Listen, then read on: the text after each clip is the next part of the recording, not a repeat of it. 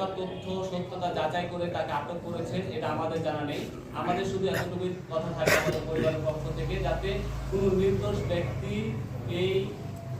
খুনের সাথে সম্পৃক্ত না হয় এবং যারা এই খুনের সাথে সম্পৃক্ত তারা যাতে কোনোভাবেই মুক্ত না পায়।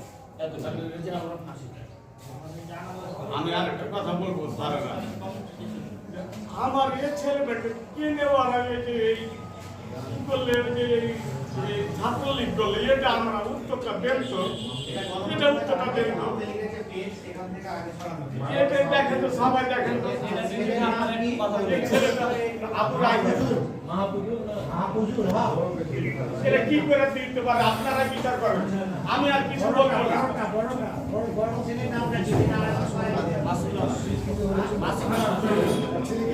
আমার ছেলে রাইফেল কি করে এই যে কথা বলতে পারে না, দল কি জিনিস চিনে না, তুমি কি করে এই ছাত্রলীগ হয় না ছাত্র যুব দল না কি পায় বলে হয়, এলে কি করে আপনারা ধরিয়া দিলেন সারে ভাই, আমি জোড়াত করি আমার ছেলেকে আর পাপি করিয়েন না, এটা লেখেন না, যেটা সত্যতা সেটা লিখবেন, এটা আমার অনুরোধ। আর যেটা সত্যতা যে খুন করে যাওয়ার প্রশাসন বাইরের অনুরোধ যে খুনির তাকে ধরবেন, আর আপনারা যাচাই বাছাই করে ওই কোনো নির্দোষ লোককে